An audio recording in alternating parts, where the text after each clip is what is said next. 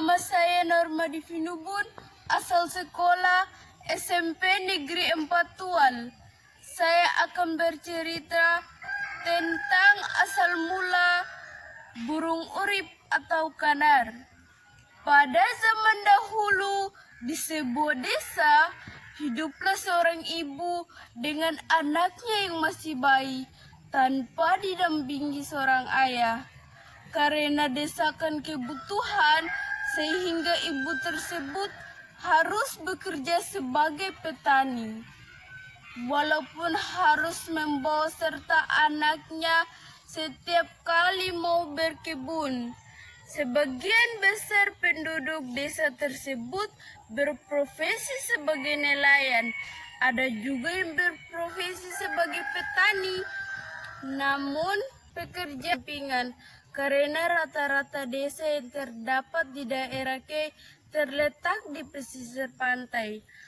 Hal ini agar mempermudah akses dua kebutuhan dasar, yaitu mencari ikan sebagai bahan pangan sehari-hari dan akses transportasi antar desa-desa tetangga lainnya. Sebelum kita lanjut cerita, marilah kita tengok sejenak tentang kehidupan orang K pada zaman dahulu.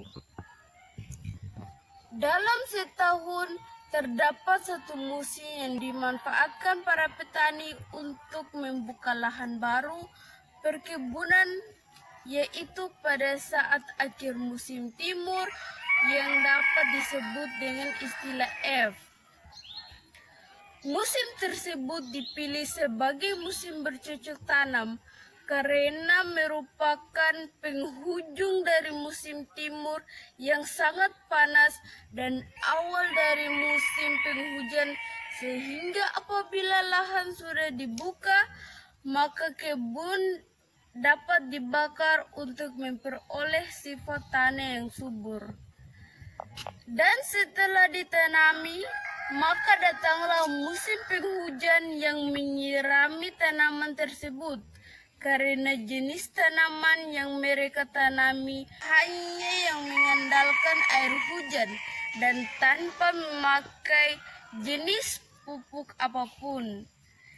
Kebiasaan para petani di Kei maupun petani di desa di mana hidup ibu dan anaknya tersebut tidak menanami kebiasaan para petani di desa Kei maupun petani di desa di mana hidup ibu dan anaknya tersebut tidak menanami kebun mereka dengan satu jenis tanaman saja.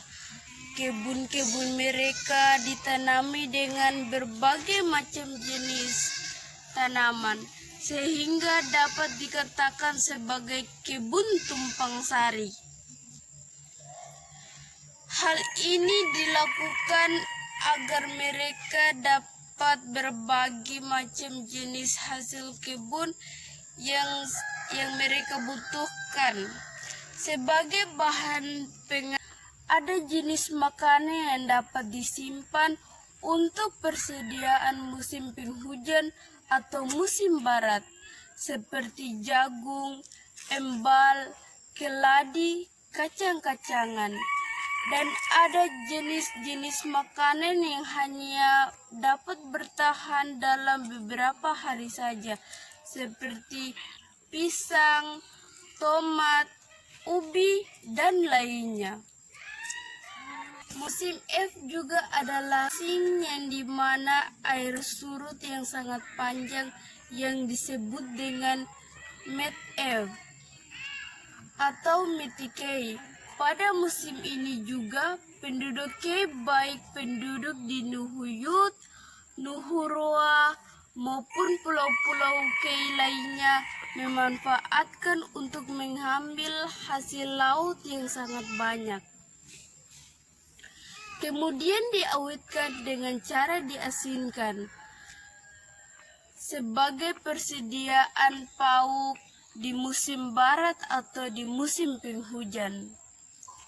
Cara melangsungkan keadaan alam tidak bersahabat.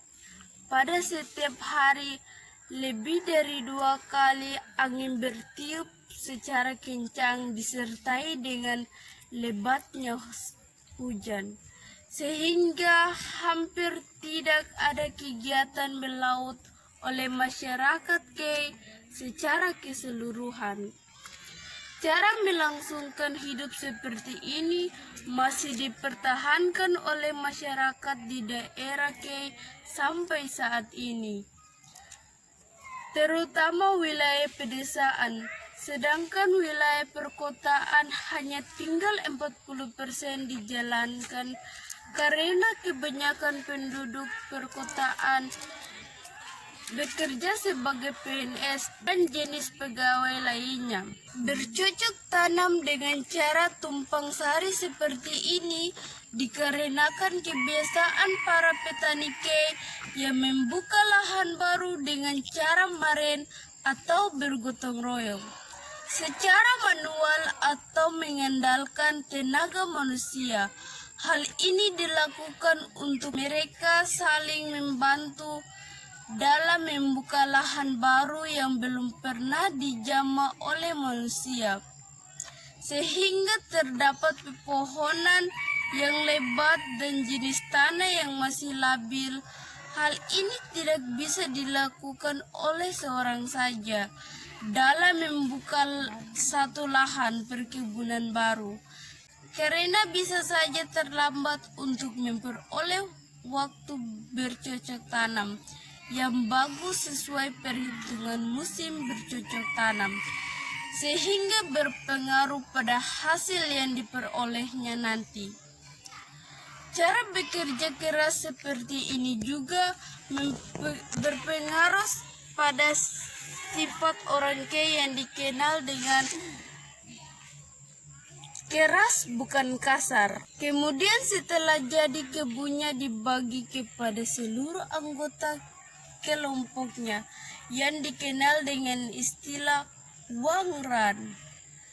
Tentu setiap